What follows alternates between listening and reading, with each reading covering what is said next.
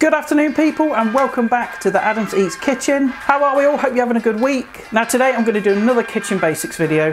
The last one I did was how to chop an onion. You guys seem to like it, so I thought I'd do another one, and I'm going to show you how to make clarified butter. Now there's a lot of cooks out there that know exactly what clarified butter is, but equally there's a lot of cooks out there that don't. Now essentially what it is melted butter, and what we're going to do is separate the fat from the water and the milk proteins, and we're going to be left with lovely golden butter fat. And this stuff is brilliant, right, because it's got a really high smoke point, so you can, fry stuff with it, roast stuff with it, and you're not going to run that risk of the butter burning. But what's also great is you get that lovely buttery flavour as well. So it's a fantastic fat to cook with. I've not tried frying chips in it. I wonder if that'll work. Buttery chips. Now you might have heard the term clarified butter and ghee used in the same sentence. Ghee is slightly different because it's cooked longer, so it has a much more nuttier, sweeter taste. So that's what I'm going to show you how to do. I'm not going to put up any ingredients because the only thing we need is some butter.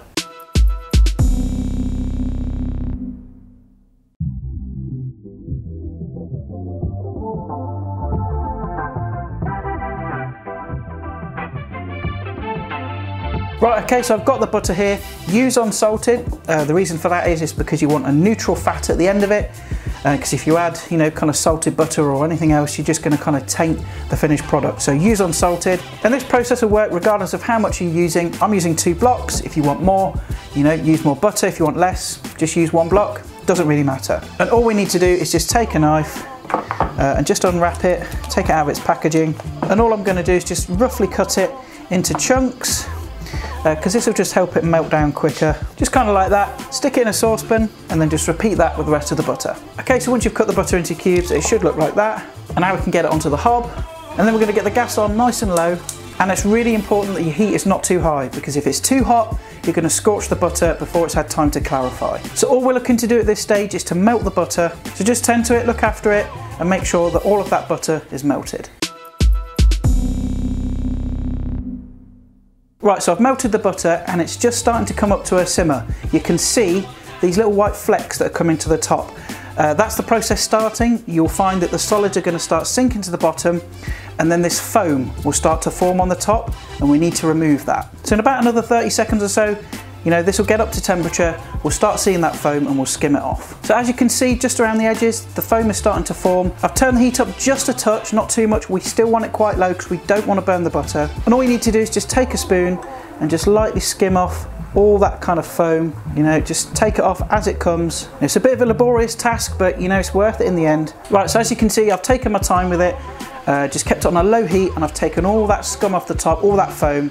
So I'm going to turn off the heat and just let it sit for a minute. And what's going to happen is all those milk solids are going to fall to the bottom of the pan. And what we're going to be left with is this stuff here, which is your clarified butter. And whilst it's sitting, I can just see a little bit of foam still on the top. So I'm just going to lift that off. You might find that there's a little bit that kind of comes to the top. That's fine. And there it is. I've just taken off the remainder of that scum and that foam, so it's lovely and clear and golden. So now what we need to do is take off the clarified butter and leave the milk solids in the bottom.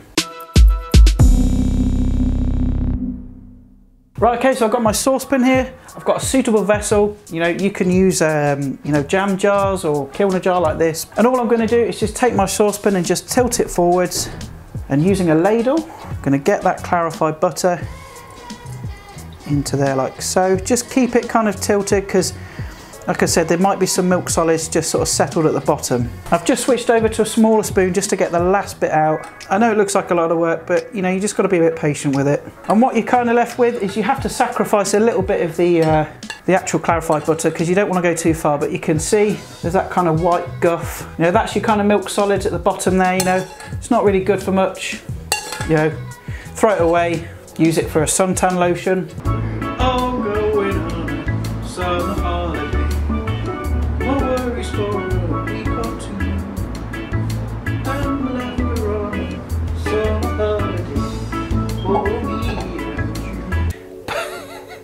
But I'd advise chucking it away because it's not really good for anything. And then of course what you're left with is this lovely, gorgeous clarified butter. And there we are folks, clarified butter. That's the finished product. It's lovely and golden. Cow honey.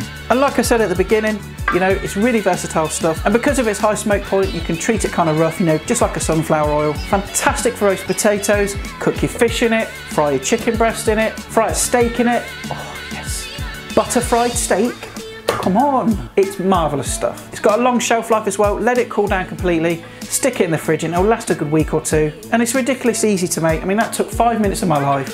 If I can make it, you certainly can. Anyway guys, that about wraps up today's kitchen basic video. Hope you like it, hope you found it informative. Let me know in the comments what you think. And of course, stick around at the end because there'll be some links to some other videos. And if you're not a subscriber and you want to subscribe, there'll be a button for that as well. And I'll see you lovely people next time for more tasty fun and frolics. Adios!